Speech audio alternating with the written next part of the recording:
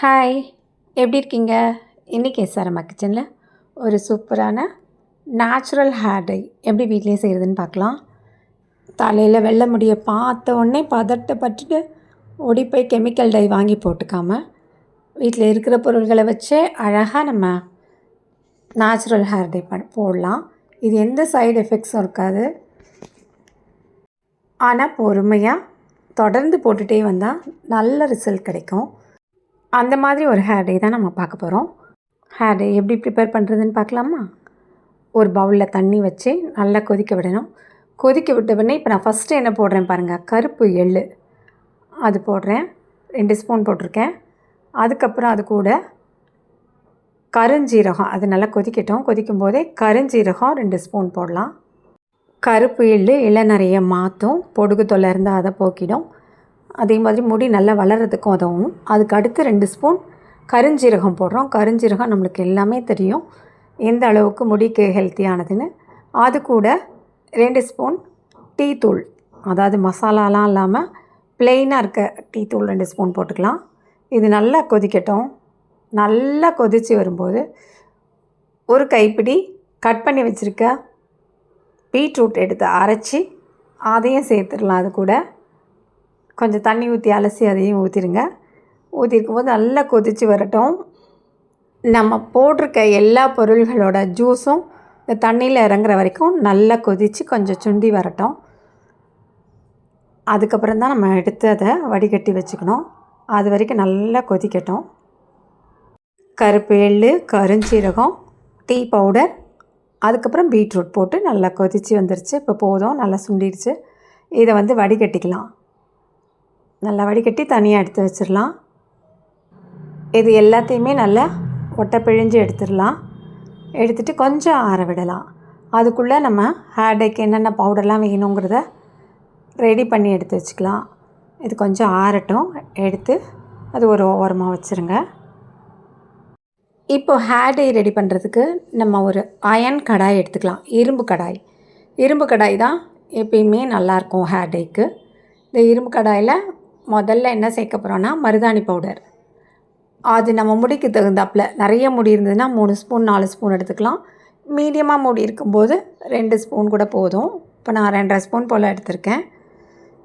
இது கூட வேறு என்னென்ன பவுடர்லாம் சேர்க்கலான்னு பார்க்கலாம். அடுத்தது நம்ம சேர்க்க போகிறது நெல்லிக்காய் பவுடர். நெல்லிக்காய், பெரிய நெல்லிக்காய் இருக்குல்ல, அதோட பவுடர் இது. இதுவும் ரொம்ப நல்லது, தலைமுடிக்கு ரொம்ப நல்லது. நல்ல ஹெல்த்தியாக வச்சுருக்கோம், முடியை கருமையாக்கும். அதே மாதிரி கரிசலாங்கண்ணி பொடி, வெள்ளை கரிசலாங்கண்ணி, மஞ்சள் கரிசலாங்கண்ணியில் வெள்ளை கரிசலாங்கண்ணி, இதுவும் முடியை கருமையாக்கும். பிரிங்கராஜ் அப்படின்னு சொல்கிற இந்த பவுடரையும் சேர்த்துக்கலாம். பொதுவாக இந்த கீரை கிடைக்கும்போது அதை கீரையோட இலையை எடுத்து கசக்கி பார்த்தாவே மற்ற கீரையிலெல்லாம் பச்சையாக ஜூஸ் வரும். இது கருப்பாகவே வரும். அதனால் கருமையாக்குற தன்மை இந்த வெள்ளை கரிசலாங்கண்ணிக்கு இருக்குது. அடுத்தது இந்த எல்லாமே நல்லா பிடிக்கிறதுக்கு கடுக்காய் பொடி. நல்ல கடுக்காய்னாவே ஒரு கரை பிடிக்கிற மாதிரி இருக்கும். அப்போ அந்த முடியில் அந்த கருமை போய் ஒட்டும். அதனால் கடுக்காய் பொடியும் 1 ஸ்பூன் சேர்த்துருக்கலாம். இதுதான் கட்டிகள்லாம் இல்லாமல் நல்லா கலந்து விட்டுட்டு நம்ம எடுத்து வச்சுருக்கோம்ல அந்த டிகாஷன் எடுத்து இதில் கொஞ்சம் கொஞ்சமாக ஊற்றி கலக்கலாம். நம்ம கலந்து விடும்போது கட்டிகள் எதுவுமே இருக்கக்கூடாது. மொத்தமாக ஊற்றிட்டா தண்ணியாக போகிறதுக்கு வாய்ப்பு இருக்குது. அதனால் நம்ம எடுத்து வச்சுருக்க டிகாஷனை கொஞ்சம் கொஞ்சமாக ஊற்றி நல்ல ஒரு கரண்டியால் கலந்து விடலாம். இது எல்லாமே முடியை கருமையாக்கிறதுக்கும் முடியை ஹெல்த்தியாக வச்சுக்கிறதுக்கும் யூஸ்ஃபுல்லாக இருக்கும் இந்த பவுடர் எல்லாமே. அதனால் இது எல்லாத்தையும் கலந்து, கட்டிகள்லாம் இருக்கக்கூடாது, நல்லா கலந்து விட்டுடலாம். கலந்து விட்டு அதை அப்படியே வைக்க வேண்டியதுதான். பத்தலைன்னா கொஞ்சம் கொஞ்சமாக டிகாஷன் ஊற்றிக்கலாம். இந்த ஹேர் டை நல்லா டார்க்காக ஒரு அழகான கலரில் வரும். இதை நல்லா இப்போ நல்லா தோசை மாவு பதத்துக்கு அதை நல்லா கரைச்சி வச்சுக்கலாம். ரொம்ப கட்டியாக இருந்தாலும் முடியல போய் அப்படி சில இடத்துல பட்டும் படாமலும் இருக்கும். இந்த மாதிரி ஒரு கன்சிஸ்டன்சி இருந்தால் தான் எல்லா இடத்துலையும் நம்மளுக்கு போடுறதுக்கும் ஈஸியாக இருக்கும். எல்லாம் உள்ள வரைக்கும் அது நல்லா போகும். இப்போது நம்ம கட்டியாக வச்சுருந்தோம்னா மேலே வரைக்கும் அப்போம் உள்ளே போகுமான்னா அது ஒரு டவுட்டு தான். இது கரெக்டான பதத்தில் இருக்குது. இப்போ எக்ஸ்ட்ரா நம்ம என்ன சேர்க்க போகிறோன்னா, ஒரு ஸ்பூன் கெட்டியான தயிர் இருந்ததுன்னா அதை சேர்த்துக்கலாம். அதையும் சேர்த்து அதையும் நல்லா கலந்து விட்டுடலாம். எல்லா இடத்துலையும் படுற மாதிரி நல்லா கலந்து விட்டுட்டு இதை அப்படியே டிஸ்டர்ப் பண்ண வேண்டாம். மூடி ஒரு ஓரமாக எடுத்து வச்சிடலாம். இது ஓவர் நைட் இருந்ததுன்னா ரொம்பவே நல்லது. நல்ல கருமை நிறம் கொடுக்கும். நானும் இதை மூடி வைக்க போகிறேன். ஆனால் இது அவ்வளோ ஒரு நைட் வச்சுருந்தேனா அப்படின்னா கண்டிப்பாக இல்லை. அவசரத்தினால நான் கொஞ்சம் எடுத்துட்டேன் போடணும்னு சொல்லிட்டு. ஒரு 3 மணி நேரம் போல் வச்சுருப்பேன், அவ்வளோதான். இது ஓவர் நைட் வச்சு வந்தால் நான் கலர் ரொம்ப அழகாக மாறியிருக்கும்.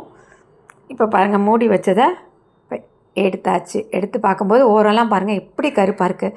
இந்த அயன் கடாயில் பண்ணால் தான் இந்த மாதிரிலாம் வரும். அழகாக ஓரெல்லாம் கருப்பாக உள்ளெல்லாம் நல்லா கருப்பாக இருக்குது. இது இன்னும் நம்ம கூட கொஞ்சம் நேரம் வச்சுருந்தோம் அப்படின்னா ரொம்பவே நல்லா இருந்திருக்கும். நான் ஒரு அவசரத்தினால கொஞ்சம் எடுத்துட்டேன் போடணுன்னு. இதுவே நல்லா பளிச்சுன்னு நல்லா டார்க்காக பிடிச்சிது. ஒரு விஷயம் மட்டும் சொல்கிறேன், நம்ம ஒரே ஒரு தடவை போட்டுட்டு முடி கருப்பாகலையே அப்படின்னா அது ஆகாது. தொடர்ந்து எதையுமே தொடர்ந்து செய்யணும். எது ஒன்றுனாலும் ஒரு விதை போடுறோம் அப்படின்னா அது முளைச்சி வர்றதுக்கு டைம் வேணும்ல, அதே மாதிரி தான் ஒன்றொன்றுத்துக்கும் அதுக்குன்னு உள்ள கால அவகாசத்தை நம்ம கொடுக்கணும். நாம் சேர்த்துருக்க பொருளில் எதுலேயுமே கெமிக்கல் இல்லை. அதனால் தாராளமாக நம்ம யூஸ் பண்ணலாம். வாரத்துக்கு ஒருக்கா போடலாம், கொஞ்ச நாள் கழித்து 2 வாரத்துக்கு ஒருக்கா போடலாம். அப்படி தொடர்ந்து போட்டுகிட்டே இருக்க நம்ம முடி கருமையாகவே இருக்கும். அந்த வெள்ளை நிறமே வெளியில் தெரியாத அளவுக்கு மாறும். இப்போ இந்த மாதிரி நம்ம போட்டுடுறோம். போட்டுட்டு எல்லாம் உள்ள மேலேருந்து நுனி வரைக்கும் எல்லாம் நல்லா போட்டுட்டு ஒரு 2 மணி நேரம் 3 மணி நேரம் வச்சுருந்துட்டு அதுக்கப்புறமா ஷாம்புலாம் போடாமல் போட்டுடலாம். போடுறதுக்கு முன்னால் ஷாம்பு வாஷ் பண்ணியிருக்கணும். முடியல அழுக்கோ எண்ணெய் பிசுக்கோ எதுவுமே இருந்தால் கண்டிப்பாக ஒட்டவே ஒட்டாது, வேஸ்ட்டு போடுறது. நல்லா ஷாம்பு வாஷ் பண்ண தலையில் இந்த முடியில் போட்டோன்னா நல்லா ஒட்டும். இன்னும் இதுக்கு மேலே கருப்பாக வேணும் அப்படின்னு நினச்சிங்கன்னா அடுத்த நாள் அவுரி பேக் போட்டுக்கலாம். அதாவது நீலி அவுரின்ட்டு நாட்டு மருந்து கடையில் கிடைக்கும், ஆன்லைனில் கிடைக்கும். அதை வாங்கிட்டு 2 ஸ்பூன் போட்டு அதில் கொஞ்சம் ஒரு பிஞ்சு உப்பு போட்டு கொஞ்சம் தயிர் போட்டுக்கலாம். அதை நல்லா கலந்து விட்டு கொஞ்சம் நேரம், ரொம்ப நேரம்லாம் வைக்க வேண்டியதில்லை, ஒரு 10 நிமிஷம் அப்படி மூடி வச்சுருந்துட்டு அதுக்கப்புறம் அதை கையால் எடுத்து போட்டோன்னா கருப்பாக கையில் ஒட்டும். அதனால் ஒரு ப்ரஷ்ஷில் எடுத்து போட்டு அதையும் 1 மணி நேரம் 2 மணி நேரம் ஊற வச்சுருந்துட்டு மறுபடியும் குளித்தோன்னா நேச்சுரலாக ஒரு பிளாக் கிடைக்கும். அது பார்க்கவே ரொம்ப அழகாக இருக்கும். இல்லை எனக்கு நீலி, அதாவது இந்த இண்டிகோ எனக்கு ஒத்துக்காது அப்படின்றவங்க முதல்ல சொன்ன ஹேர் பேக்கோடையே நிறுத்திக்கலாம். இது போடணும்னு அவசியம் இல்லை. எதையுமே ஒரு தடவை 2 தடவை போட்டுட்டு இது ஒட்டலையே நினச்சி விட்டுறாமல் தொடர்ந்து போட்டுட்டு வாங்க. கண்டிப்பாக நல்ல பலன் கிடைக்கும். பார்க்கவே ரொம்ப அழகாக இருக்கும். உடம்புக்கும் ஒன்றும் பண்ணாது, எந்த சைடு எஃபெக்டும் இருக்காது. இந்த ஹேர் டை ப்ரிப்ரேஷன் உங்களுக்கு பிடிச்சிருந்தால் மறக்காமல் லைக் பண்ணுங்கள், கமெண்ட் பண்ணுங்கள், ஷேர் பண்ணுங்கள். இன்னும் எஸ்ஆர்எம் கிச்சனை சப்ஸ்கிரைப் பண்ணலைன்னா சப்ஸ்கிரைப் பண்ணிவிட்டு பாருங்கள். மீண்டும் சந்திப்போம். நன்றி, வணக்கம்.